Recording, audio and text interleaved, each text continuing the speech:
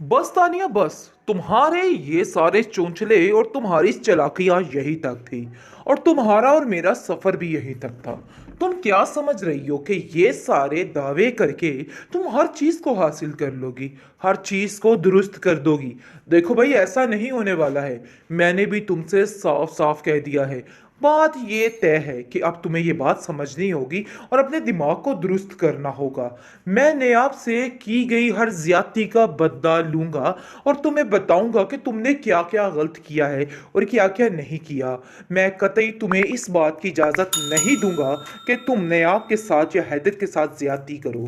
देखिए, मैं आप सबको ये बताना चाहता हूँ कि ये ज्यादती सिर्फ और सिर्फ नयाब के साथ नहीं हो रही, बल्कि उसके बेटे और आपके पोते हैदर के साथ हो रही है। इसलिए इन सब बातों को अपने दिमाग में रखा जाए और ये मत सोचा जाए कि आप लोग जो कर रहे हैं बड़े अच्छे तरीके से कर रहे हैं। आप अपने पोते के भी खिलाफ हैं और उसके खिलाफ भी ये सब कुछ कर रहे हैं।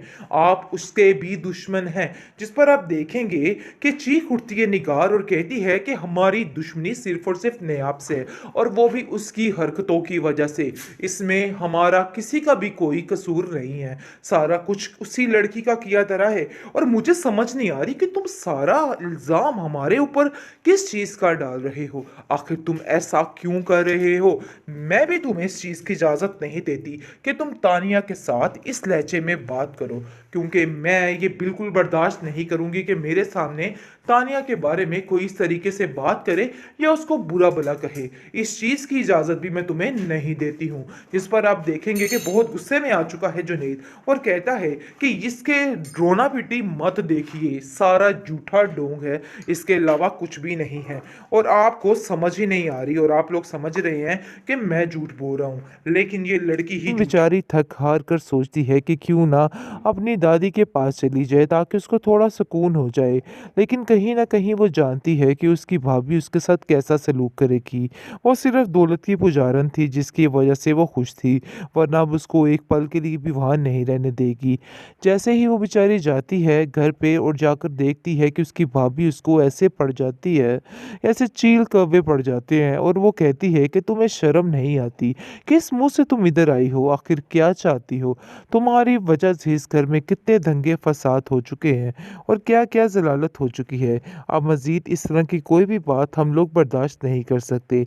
बेहतर यही है कि तुम यहाँ से चली जाओ। इसको सुनकर वो कहती है कि पहले तो आपके मिजाज ही नहीं मिलते थे।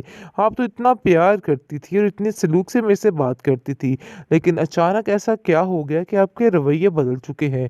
इस पर वो कहती है कि अचानक ऐसा ये हुआ है कि तुम्हारी हरकतें बदल चुकी हैं, इसलिए जो कुछ होना था सो हो गया। अब इस घर में दाखिल मत होना, तुम्हारा इधर कोई भी जगह नहीं है। जिसको सुनकर वो कहती है कि आखिर कितनी आसानी से आप कैसे ये सब कुछ कह सकती हैं? देखिए, ऐसा नहीं हो सकता और ना ही मैं यहाँ से जा सकती हूँ। उसकी दादी को उसकी बात पर पूरा पूरा यकीन है लो, लेकिन वो बेचारी बिल्कुल खामोश रहती है और कहती है कि बस कर दो ये तमाशे, आखिर कब तक ये तमाशे करते रहोगे? लेकिन आप देखेंगे कि दादी बेचारी की बात कोई भी नहीं सुनता है, बल्कि दिक्के मारकर नयाब को वहां से बाहर निकालने की प्लानिंग शुरू हो जाती है। इस पर दादी की तबीयत भी काफ़ी ज़्यादा ख़राब होने लग जाती है और बेचारी के पास कुछ भी नहीं रह जाता है। ऐसा लगता है कि नायाब को कि वो बिल्कुल अकेली रह चुकी है। हर कोई हर तरफ से उसको ठुकराता जाता है और वो बेचारी अकेली ही हर चीज़ का मुकाबला करती रहती है। दूसरी तरफ ज़ावियार भी अपनी ज़िंदगी में खुश नज़र आ रहा है और उसको ऐसा लग रहा है कि जैसे सब कुछ ठीक हो गया है जिस दिन के नायाब उसकी ज़िंदगी से निकल चुकी है। बेहतरीन ड्रामा सीरियल दिल ना दान के इस एपिसोड में आप देखेंगे कि अब जाकर समझ आ चुकी है बेचारी नायाब को कि उसको किसी का साथ नहीं मांगना चाहिए, जिस पर वो जुनेद से साफ साफ कहती है कि आपने आज तक मेरे लिए बहुत कुछ किया है, बेशक एक भाइयों से बढ़कर किया है, लेकिन मज़ीद मैं आपकी ज़िंदगी को इस तरह से बर्बाद नहीं कर सकती। मैं जाऊंगी और जाकर जावियार से दो टोक बात करूंगी और इसको बताऊंगी कि आखिर असल हकीकत क्या थी, और ये सारा कुछ मैं बात शेयर करूंगी और हैदर को भी वापस वापस लेके आऊँगी। लेकिन जैसे ही अब देखेंगे कि वो बेचारी जाती है और जाकर ज़ावियार से बात करना चाहती है, लेकिन कोई भी इसको आगे नहीं होने देता। और बात ये है कि जवेरिया जो है वो आगे आ जाती है और कहती है कि तुम यहाँ से आगे नहीं बढ़ सकती। यानी कि तरह-तरह की बातें उस पर करती है और तरह-तरह ज़लील करने की कोशिश करती है और कहती है कि तुम्हारी हिम्मत कैसे हुई? तुम जैसी लड़कियाँ इतनी बेधड़क होकर कैसे ऐसी बातें कर लेती है? बहुत ज़्यादा उसकी यानी कि इज़्ज़त नफ्स को ठेस पहुँचाती है तो एक थप्पड़ उसके मुँह के ऊपर मार देती है नायाब और कहती है कि तुम्हें शर्म आनी चाहिए। मैंने तुम्हें पहले भी समझाया था कि तुमने जो हरकत की है बहुत गलत की थी, लेकिन दोबारा तुमने वही काम किया है। दोबारा मुझे इसी तरह से तुमने ज़लील करने की कोशिश की है। अब मैं तुम्हें बर्दाश्त नहीं करूँगी। जिस पर आप देखेंगे कि उसकी माँ कहती है कि तुम्हारी हिम्मत कैसे हुई ये सारा कुछ करने की? मुझे तो समझ ही नहीं आ रही कि आखिर तुम ऐसा कैसे कर सकती हो? आगे से आप देखेंगे कि तानिया खड़ी होती है और कहती है कि तुम अंदर नहीं आ सकती हो। ज़ावियार से तो मिलना नामुमकिन सी बात है। निगार भी ढाल बनकर खड़ी हो जाती है तानिया की और कहती है कि तानिया बिल्कुल ठीक कह रही है। उसको दिक्कत देकर इस घर से बाहर निकालने की कोशिश की जाती है, जिस पर सब लोग मिलकर यही कहते हैं कि इस औरत को यहाँ पर नहीं आने दिया जाएगा। इस पर आप देखेंगे कि उसको इस घर से बाहर निकाल दिया जाता है। बेचारी दर-बदर की ठोकरें खाती हुई नज़र आती है।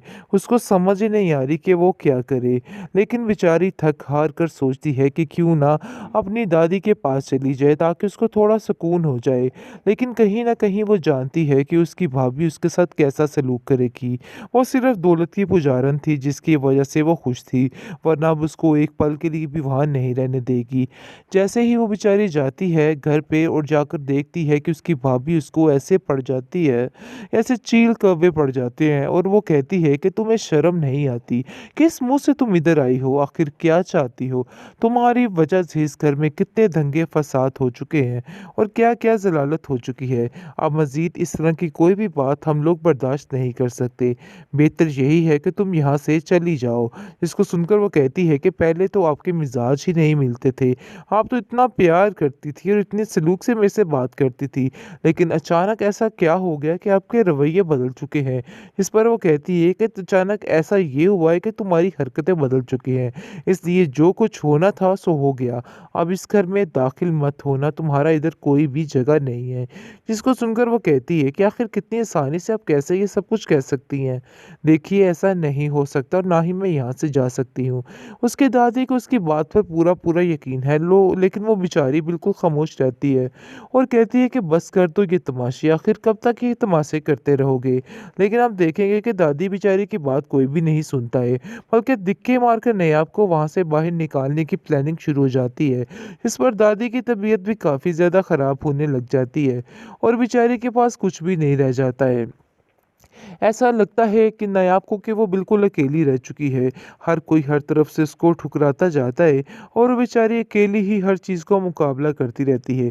दूसरी तरफ ज़ावियार भी अपनी ज़िंदगी में खुश नज़र आ रहा है और उसको ऐसा लग रहा है कि जैसे सब कुछ ठीक हो गया है जिस दिन की नायाब उसकी ज़िंदगी से निकल चुकी है।